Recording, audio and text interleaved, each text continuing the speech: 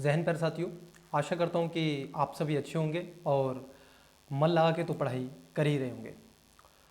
Dear students, जैसा कि आपको मालूम है कि एजुकेशन बायर अपनी गुणवत्ता और प्रतिबद्धता के लिए जाना जाता है। हमने आपसे वादा किया और प्रॉमिस किया और उस पर हम अमल करने का प्रयास कर रहे हैं। जी हाँ, आपने सही सुना। एजुकेशन बायर आपकी परीक्षा 2025 यूपी पीसीएस को ध्यान में रखते हुए उत्तर प्रदेश पीसीएस हम आपके साथ में जो टेस्ट सीरीज है उसको हम डिस्कस करने का प्रयास करें। आज की क्लासेस में हम आपसे जो बात करेंगे, ये जो सामान्य अध्ययन पेपर नंबर 1 होता है जिसमें आपके 150 क्वेश्चन पूछे जाते हैं और स्टूडेंट्स हिस्ट्री का जो पोर्शन आपके एग्ज़ाम में रहता है वो लगभग 20% के आसपास आपका कवर करता है। तो इसीलिए ये आपका जो इतिहास, कला एवं संस्कृति से संबंधित आपका पेपर है, टेस्ट है सॉरी। और इस टेस्ट में हम तीनों स्तर के, चाहे देखो हिस्ट्री जब आप पढ़ते हैं तो हिस्ट्री को आप 3 आधार में पढ़ते हैं, एंशिएंट हिस्ट्री, मेडिवल हिस्ट्री और मॉडर्न हिस्ट्री। हम इस टेस्ट के माध्यम से तीनों के आपके जो क्वेश्चन होंगे उसको डिस्कस करने का प्रयास करेंगे। जैसे कि आपको मालूम है कि ये टेस्ट आपका बच्चे पहला है, फर्स्ट है, तो इसीलिए हमने पहले टेस्ट को 3 पार्ट्स में कवर करने का प्रयास किया है। न केवल हम टेस्ट को आपसे आंसर बताते हैं बल्कि इसको 1 to 1 डिस्कस करने का भी प्रयास करते हैं।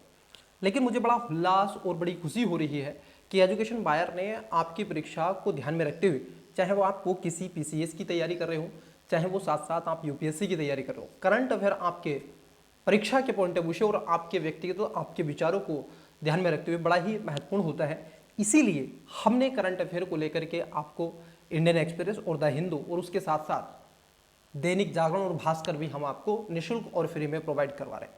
ये अखबार आपको, ये न्यूज़पेपर टेलीग्राम पर प्रोवाइड करवा दिए जाएंगे और एजुकेशन बायर एक ग्रुप भी बनाने का प्रयास कर रहा है जो कि आपका व्हाट्सएप ग्रुप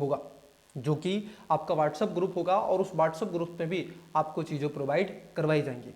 तो डियर, अगर आपने अभी तक चैनल को सब्सक्राइब नहीं किया है कर लो, वीडियो को लाइक कर दो, दोस्तों के साथ में शेयर कर दो। आप चाहते हैं ये पीडीएफ प्राप्त करना तो इसका पीडीएफ ऑलरेडी अपलोड करा दिया गया है टेलीग्राम पर, जिसका लिंक डिस्क्रिप्शन में देके रखा है। एजुकेशन बायर सिविल सर्विस के नाम की आईडी है, सेम यही नाम है टेलीग्राम पर भी और यही लोगो आपको मिलेगा। तो चलिए समय न गवाते हुए आगे बढ़ते हैं। आज की क्लास का पहला क्वेश्चन लेते हैं और पहला जो क्वेश्चन था आपका, क्योंकि हमने 2 पार्ट्स इसके कवर कर लिए थे, आज हम इसका लास्ट और अंतिम पार्ट्स आपसे कवर करने का प्रयास करेंगे। यदि आप ये फुल टेस्ट खरीदना चाहते हैं तो आपको बहुत ही मिनिमम प्राइस पर आपको ये भी प्रोवाइड करवाई जा रही है, अन्यथा हम आपके साथ में डिस्कस तो कर रहे हैं। चलिए, आपको हिंदी और इंग्लिश दोनों में आई होप कि ये दिख रहा होगा, विजुअल हो रहा होगा। मैं एक बार चेक कर लेता हूँ। ओके, थोड़ा सा कट हो रहा है इंग्लिश वाला पोर्शन, 1 सेकेंड रुकिएगा, इसको सही कर लेते हैं ताकि आपको इंग्लिश और हिंदी में दोनों में पेपर अच्छे से विजुअल हो सके, ताकि कोई भी स्टूडेंट्स को किसी भी प्रकार की कोई समस्या ना हो। ओके, देखिए क्वेश्चन नंबर है आपका 101 नंबर का क्वेश्चन। बताइएगा, मैंने पूछा था आपसे, कई स्टूडेंट्स ने इसका करेक्ट आंसर दिया है और बहुत ही अच्छे से इसका आंसर देने का प्रयास भी किया है। क्वेश्चन था आपका, निम्नलिखित कथनों पर विचार कीजिए कौन सा सही है। 101 नंबर का क्वेश्चन था, विच of the following statement is true, आपको बताना था इसमें सही। अब जरा देखिएगा, ये क्वेश्चन आपसे पूछा गया था अलंग मैसूर युद्ध। अलंग मैसूर युद्ध आप हैदर अली के बारे में आपने पढ़ा होगा, टीपू सुल्तान के बारे में आई होप कि आपने पहले से पढ़ा होगा।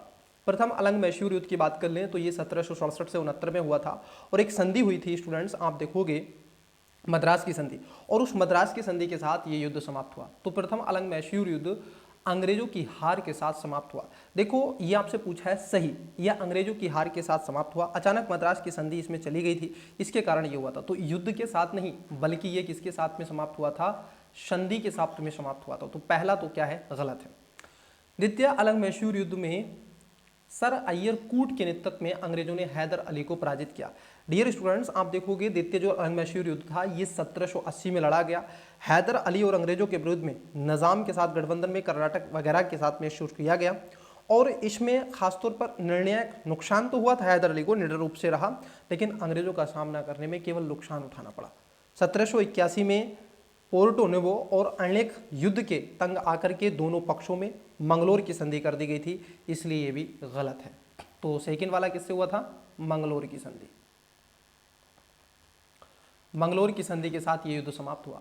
तृतीय अलंग मैसूर युद्ध में लॉर्ड मिंटो के नेतृत्व में अंग्रेजों ने टीपू सुल्तान को पराजित किया, बिल्कुल। और यहीं पर हुई थी श्रीरंगपट्टनम की संधि। किसकी संधि हुई थी? जो आपकी श्रीरंगपट्टनम की संधि हुई थी, ये यहाँ पर देखने के लिए मिली थी। तो इसका सी डियर करेक्ट आंसर हो जाएगा। In the third Anglo Mysore war English under Lord, one second,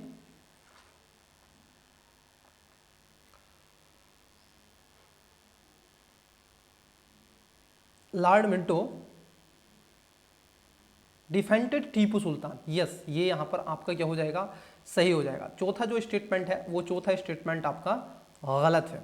ये कह रहे हैं चतुर्थ अलंग मैसूर युद्ध के अर्थात वेलेस्ली के नेतृत्व में अंग्रेजों ने टीपू सुल्तान को पराजित कर दिया। देखो, टीपू जो सुल्तान था, ये चौथे जो अलंग मैसूर युद्ध हुआ था जो कि 1799 में हुआ, इसमें तो टीपू सुल्तान मारा गया था। क्या किया गया था? टीपू सुल्तान मारा गया था। तो यहां पर डी तो वैसे भी गलत है, तो सी इसमें करेक्ट आंसर हो जाएगा। करेक्ट। नेक्स्ट क्वेश्चन की तरफ बढ़ते हैं।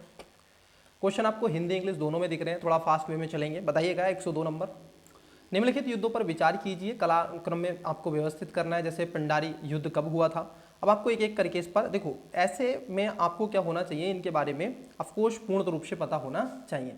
जैसे पिंडारी की अगर हम बात कर ले, देखो प्लासी का युद्ध आप सभी जानते हैं 1757 में हुआ था।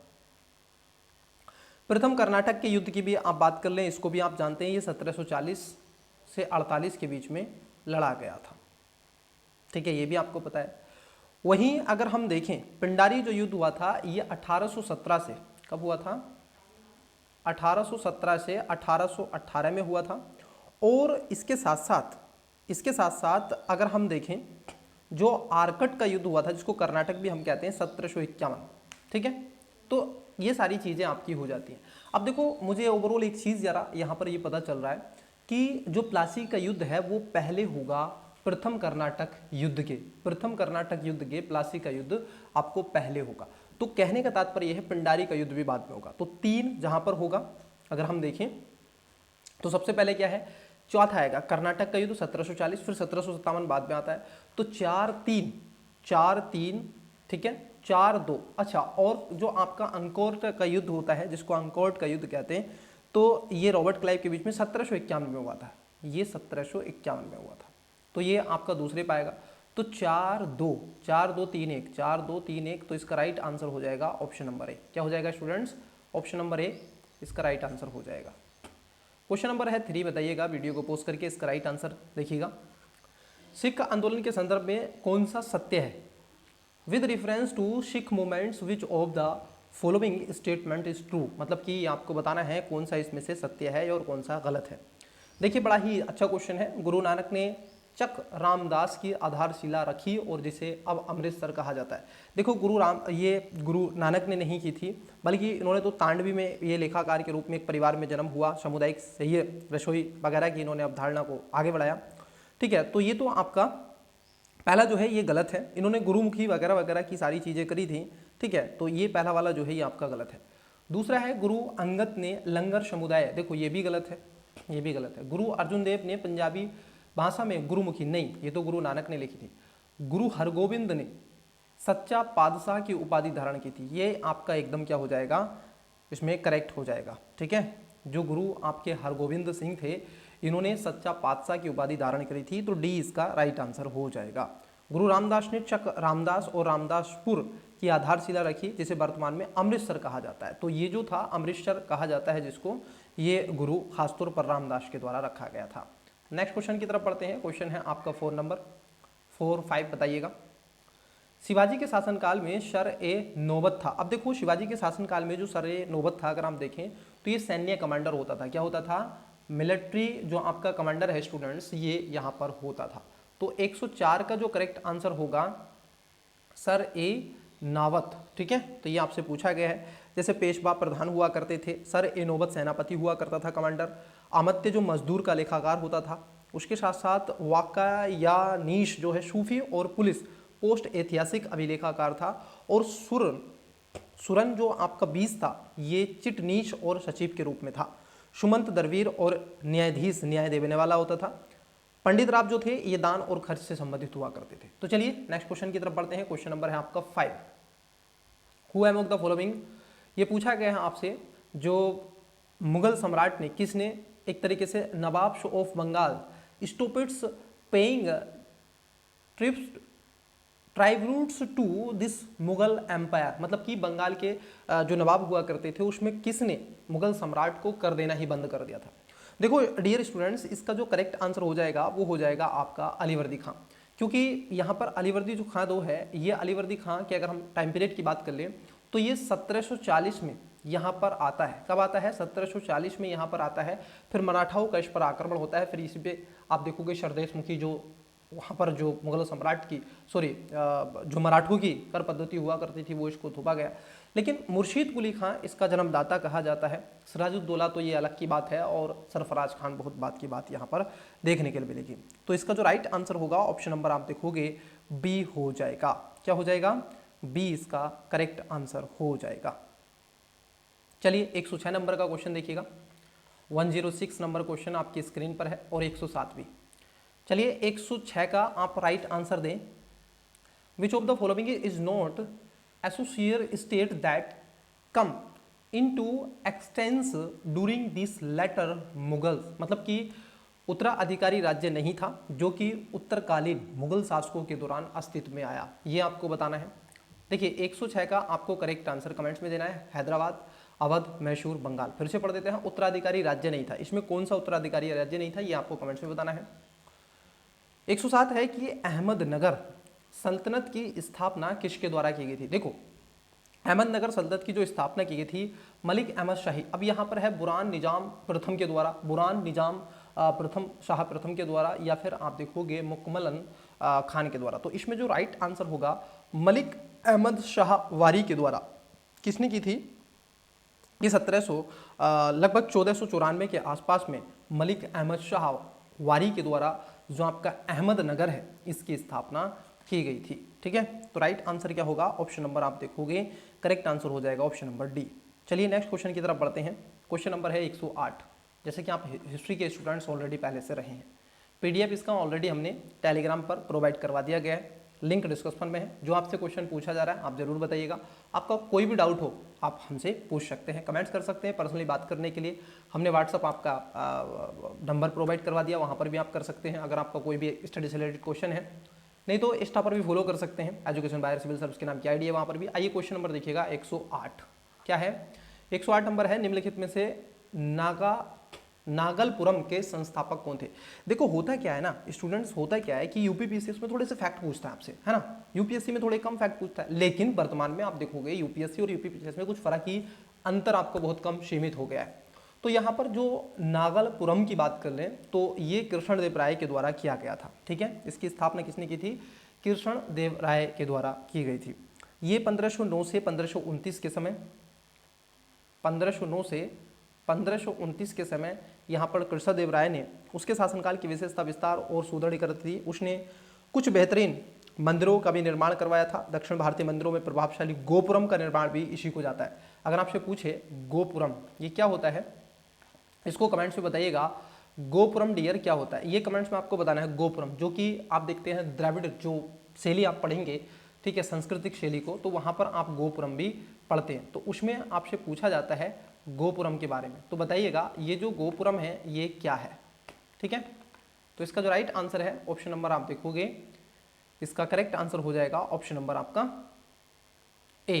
नेक्स्ट क्वेश्चन की तरफ बढ़ते हैं। क्वेश्चन है आपका 109। गोलकुंडा सल्तनत पर निम्नलिखित में से किस राजवंश का शासन था। देखो गोलकुंडा के बारे में आपसे पूछा गया है। क्या पूछा गया है? गोलकुंडा ये आदिल शाही राजवंश था, तुगुब शाही राजवंश था, निजाम शाही राजवंश था, उपयुक्त में से कोई नहीं। तो गोलकुंडा के बारे में अगर आप देखें तो गोलकुंडा खासतौर पर इस पर जो शासन किया था, गोलकुंडा जो आपके सल्तनत हुआ करती थी, इसको कुतुब शाही राजवंश कहा जाता है। ये 1518 से 1687 के बीच में कुतुब शाही राजवंश का शासक था और इसकी प्रारंभिक राजधानी गोलकुंडा और इसके पश्चात हैदराबाद इसने 1591 में शुरू कर दी थी। तो इसका जो राइट आंसर हो जाएगा ऑप्शन नंबर है आप देखोगे कुतुब शाही राजवंश, मतलब की डायनेस्टी। तो बी इसका करेक्ट आंसर होगा। क्वेश्चन नंबर होता है आपका 110, बताइएगा बहमनी साम्राज्य के संदर्भ में निम्नलिखित में से कौन सा सही है। बहमनी साम्राज्य के बारे में आपसे पूछा गया, आप सभी वाकिफ हैं बहमनी साम्राज्य से बारे में। किस तरीके से अलाउद्दीन बहमनी शाह ने 1347 से 1358 में वहाँ पर उसकी स्थापना करी। फिरोज शाह बहमनी आया, तो अलाउद्दीन बहमनी शाह ने प्रशासन का सामंतवादी प्रारूप बनाया। दौलताबाद के निकट फिरोज शाह बहमनी द्वारा एक वेधशाला बनवाई गई थी। तो डियर आप देखोगे यहाँ पर इसका जो करेक्ट आंसर होगा, दोनों बातें एकदम सही हो जाएंगी, पहला और दूसरा आपका एकदम राइट है, तो इसका करेक्ट आंसर भी ऑप्शन नंबर ए हो जाएगा। चलिए नेक्स्ट क्वेश्चन की तरफ बढ़ते हैं। आइए, निम्नलिखित में से कौन सा देश हॉकी विश्व कप 2023 के प्रथम उपविजेता रहा है, तो इसको फास्ट वे में देखेंगे। देखिए कमेंट्स में इसका राइट आंसर दें, कौन सा देश रहा है, तो ये था जर्मनी। जर्मनी आप देखोगे खासतौर पर बेल्जियम, जर्मनी ने बेल्जियम को हरा करके भारत के ओडिशा में आयोजित हॉकी विश्व कप 2023 जीता था। ठीक है, तो इसको ध्यान में आपको रखना है, तो इसका राइट आंसर हो जाएगा ऑप्शन नंबर बी। निम्नलिखित में से किस स्थान पर भारत का पहला ऑनलाइन गेमिंग उत्कृष्टता केंद्र स्थापित किया गया, तो ये जो स्थापित किया गया था इसमें हो जाएगा शिलोंग। शिलोंग क्या है, शिलोंग कहाँ की है, आप देखोगे शिलोंग कहाँ पर आपको मिलता है, बताइएगा किस स्टेट की कैपिटल है शिलोंग। ठीक है, मेघालय। किसकी है, मेघालय की कैपिटल है शिलोंग। नेक्स्ट क्वेश्चन, भारत के 78वें ग्रैंड मास्टर कौन बने हैं, तो 78वें जो आपके ग्रैंड मास्टर बने हैं कोलकाता के 19 वर्षीय शतरंज खिलाड़ी खासतौर पर कौस्तुभ चटर्जी शनिवार को भारत के 78वें ग्रैंड मास्टर बने हैं, जो कौस्तुभ पश्चिम बंगाल के 10वें ग्रैंड मास्टर भी हैं। तो इसमें जो राइट आंसर होगा इसमें आप देखोगे सी हो जाएगा, मुलायम सिंह यादव इसमें नहीं आएगा। पहली बात तो इनको काटो, सॉरी 103 है ना, 103 की बात हम कर रहे हैं, 1 सेकेंड।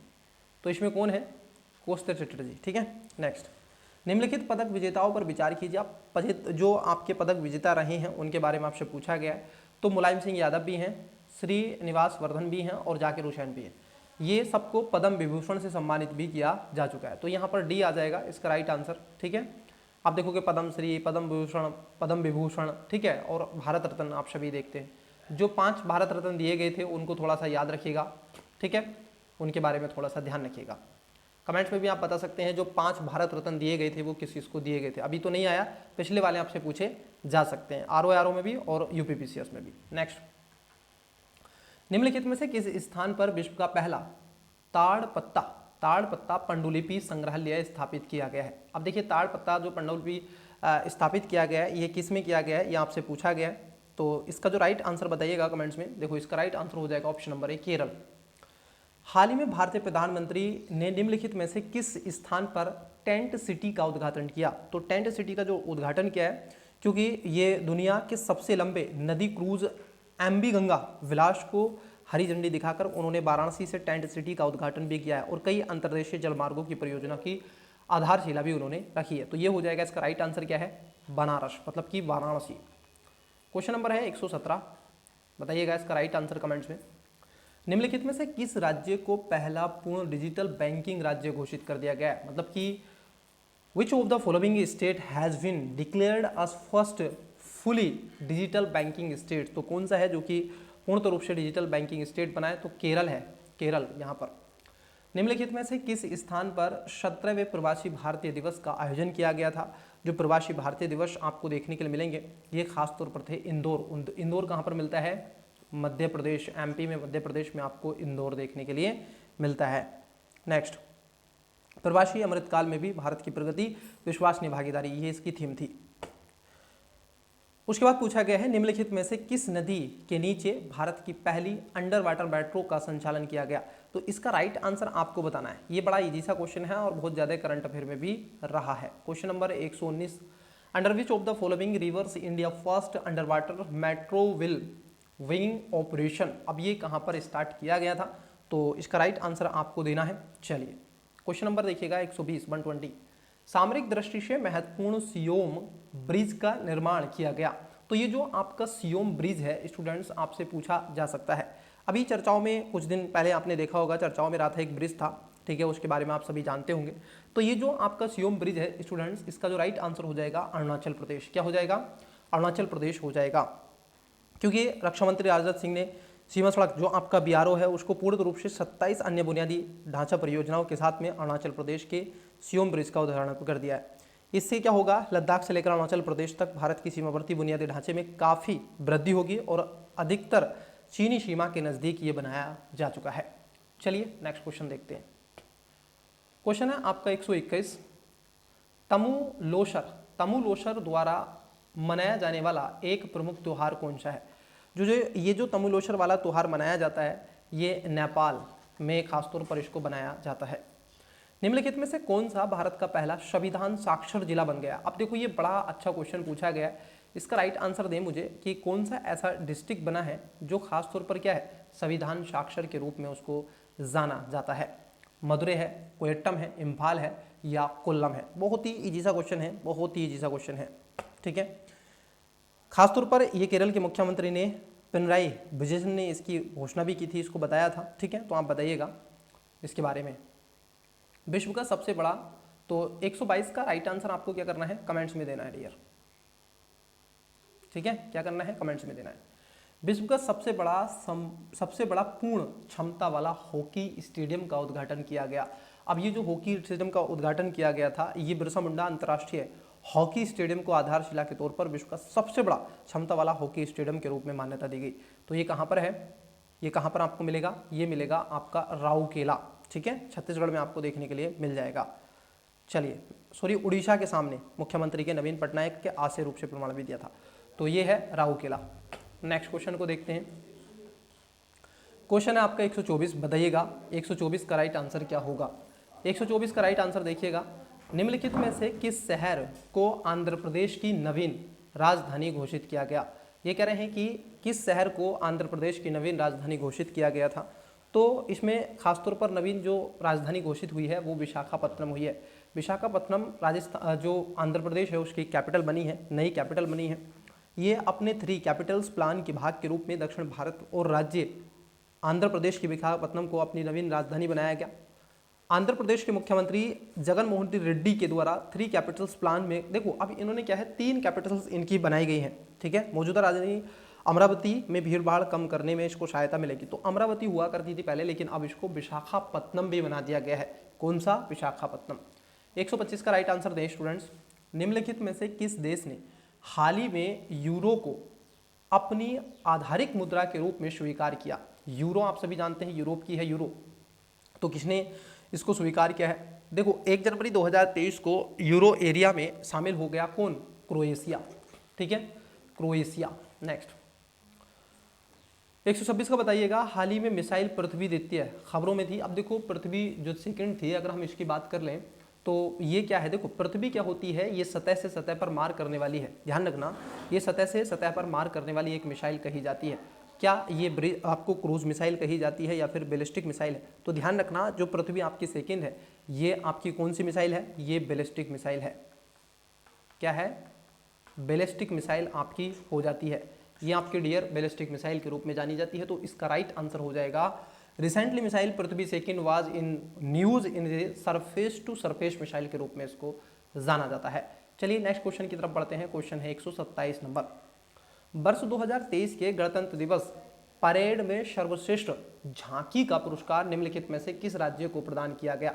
तो सबसे अच्छी जो परेड में आप देखोगे झांकी के द्वारा जो निकाली गई थी वो थी उत्तराखंड। क्या थी, उत्तराखंड की झांकी सबसे अच्छी थी। और रक्षा राज्य आप देखोगे मंत्री श्री अजय भट्ट ने ये 31 जनवरी 2023 को राष्ट्रीय रंगशाला और शिविर दिल्ली के कैंट में गणतंत्र दिवस पर 2023 में संबंधित पुरस्कार प्रदान किए थे। 128 का बताइएगा क्या हो जाएगा।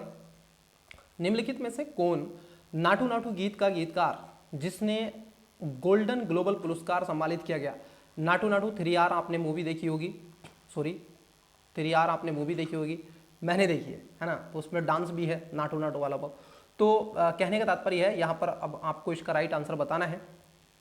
क्या करना है, क्वेश्चन नंबर आप देखोगे 128 का आपको करेक्ट आंसर बताना है। तो किसको ये मिला था, ठीक है। चलिए तो 128 का करेक्ट आंसर बताइएगा क्या हो जाएगा। नाटू नाटू यह 80वें गोल्डन पुरस्कार और सर्वश्रेष्ठ मूल गीत का पुरस्कार जीता है। ये किसी एक एशियाई गीत को प्राप्त होने वाला प्रथम पुरस्कार के रूप में भी जाना जाता है। तो किसने जीता था, बताइएगा इसका राइट आंसर। ठीक है, मैं चलता हूँ नेक्स्ट क्वेश्चन की तरफ। क्वेश्चन है 129। अच्छा, इंग्लिश में नहीं दिख रहा ना, ओके अब दिख रहा है। एक दिवसीय क्रिकेट इतिहास में निम्नलिखित में से कौन दोहरा शतक बनाने वाले सबसे कम उम्र के क्रिकेटर बन गया। अब देखो इसमें कौन थे ऐसे जो सबसे कम उम्र के थे और दोहरा शतक बनाया था उन्होंने। 2022 में बांग्लादेश के खिलाफ में 210 रन बनाने वाले दोहरा शतक थे कौन। आप देखोगे 24 वर्षीय 154 दिन के खिलाड़ी बने हैं ईशान किशन। कौन थे, ईशान किशन। और ईशान किशन मैं आपको बता दूं नेपाल टीम के कैप्टन भी कहे जाते हैं। ठीक है, और अभी भारत ने हाल ही में टेस्ट मैच इंग्लैंड को हरा करके पहली बार इतिहास में 1000 प्लस रन उन्होंने बनाए हैं। और अभी आप देखोगे शुभमन गिल का भी यहाँ पर चीज़ें रही हैं, तो उन्होंने भी ठीक ठाक मात्रा में रन एक टेस्ट मैच में लगभग 300 कुछ के आसपास उन्होंने रन बनाए हैं। एक बार देख लीजिएगा, लेकिन ये ध्यान में रखना 1000 से ज़्यादा रन बना करके भारत ने उस मैच को अपने नाम किया। पूछा जा सकता है आपसे, क्यों नहीं पूछा जा सकता। आइए क्वेश्चन देखते हैं नेक्स्ट। 130 नंबर का क्वेश्चन देखिएगा। निम्नलिखित में से किस भारतीय संगीतकार ने अपना तीसरा ग्रैमी पुरस्कार जीता। तो कौन से संगीत थे, किन्होंने जीता था। देखिए ये थे आपके रिकी केज। कौन थे, रिकी केज। भारतीय संगीतकार और निर्माता रिकी केज ने अपने करियर का तीसरा ग्रैमी पुरस्कार जीता।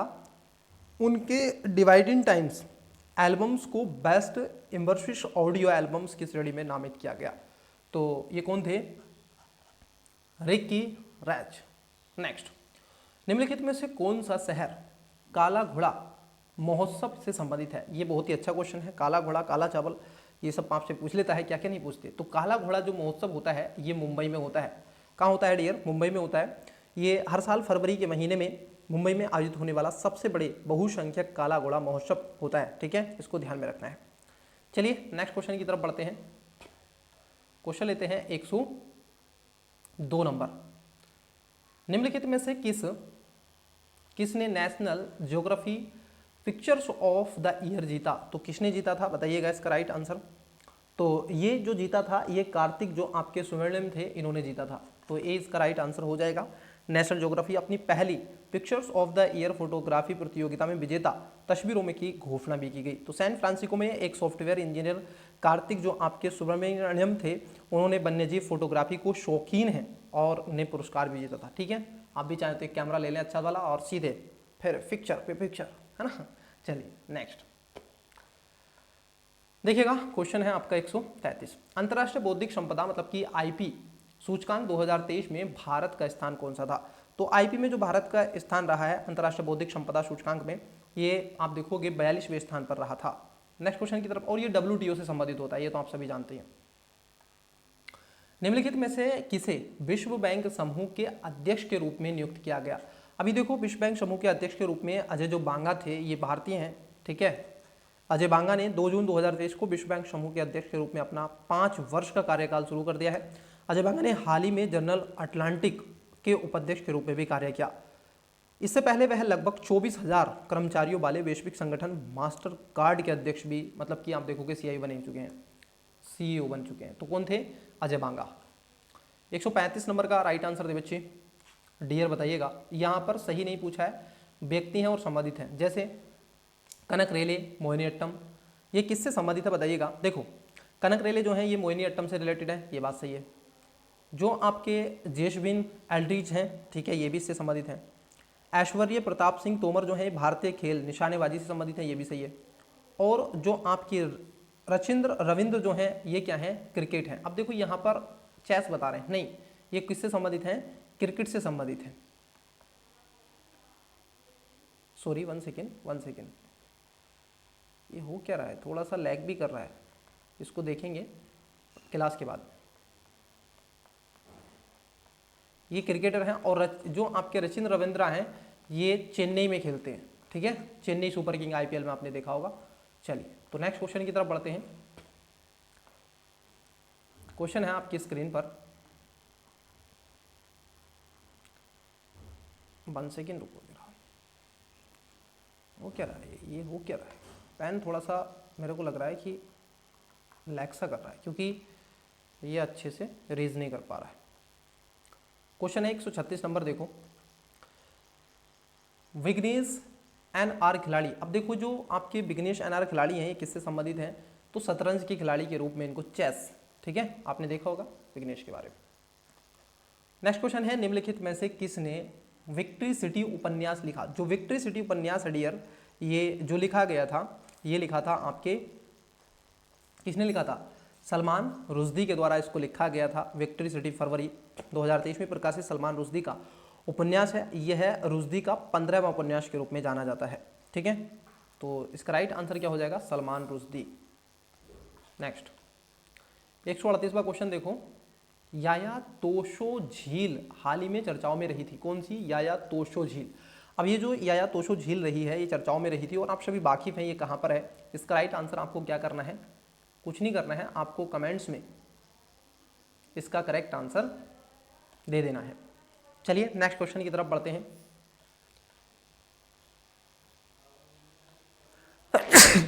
सॉरी डियर, जैसे मौसम चेंज होता है तो मेरी बॉडी का तापमान भी चेंज होता है, मेरे को सूट थोड़ा कम होता है। चलिए देखिए, निम्नलिखित में से किस फिल्म ने वर्ष 2023 में वाफ्टा पुरस्कार जीता। कौन सा पुरस्कार जीता, वाफ्टा पुरस्कार जीता था। तो आप देखोगे इसका जो राइट आंसर हो जाएगा ये हो जाएगा ऑप्शन नंबर ए, मतलब कि all white on the western जो फ्रंट है ये जीता था। चलिए नेक्स्ट क्वेश्चन देखिएगा 140 नंबर, नीति आयोग के नए सीईओ कौन बने हैं। तो नीति आयोग के जो बने हैं ये थे आपके BBR सुब्रमण्यम। कौन बने हैं, BBR सुब्रमण्यम बने हैं, ठीक है। अभिकांत कांत नहीं है बच्चे, ठीक है, ये नए सीईओ बने हैं, पहले अभिकांत थे अब नहीं है। 141 नंबर के अगर क्वेश्चन की बात करें, देखिएगा निम्नलिखित में से किसके द्वारा वर्ष 2023 में रणजी ट्रॉफी जीती गई। अब ये जो रणजी ट्रॉफी जीती गई थी 2023 में, तो आप देखोगे सौराष्ट्र ने रविवार को ये जीती थी, ठीक है, सौराष्ट्र ने। निम्नलिखित में से कौन सा राष्ट्रीय विज्ञान दिवस 2023 का विषय था। अब देखिए जो 2023 का राष्ट्रीय विज्ञान विषय के रूप में इसको जाना गया है, तो ये खासतौर पर था आपका वैश्विक कल्याण के लिए वैश्विक विज्ञान, क्या कहा जाता है, वैश्विक कल्याण के लिए वैश्विक विज्ञान के रूप में जाना जाता है। क्वेश्चन है आपका 143 नंबर, बताइएगा 143। देखिए निम्नलिखित में से सामाजिक विकास आयोग के 62वें सत्र की अध्यक्षता किसके द्वारा की गई थी। तो बताइएगा ये किसके द्वारा की गई थी।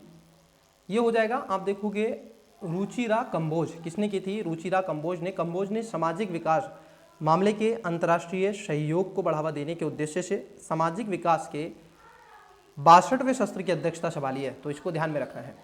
144 में देखें कि ऑस्ट्रेलियन ओपन का पुरुष एकल खिताब किसने जीता। तो ये जो खिताब जीता गया है अगर हम देखें, एन जोकोविच ने। किसने जीता है, एन जोकोविच ने ये खिताब जीता था। निम्नलिखित में से किस स्थान पर लिथियम के भंडार पाए गए। अब देखो इसका राइट आंसर 145 का आपको कमेंट्स में देना है, बहुत ही इजी है, इसमें कोई ज़्यादा आपको नहीं करना है, ठीक है, ठीक है। जम्मू कश्मीर का एक जिला है उसके बारे में आपको बता देना है।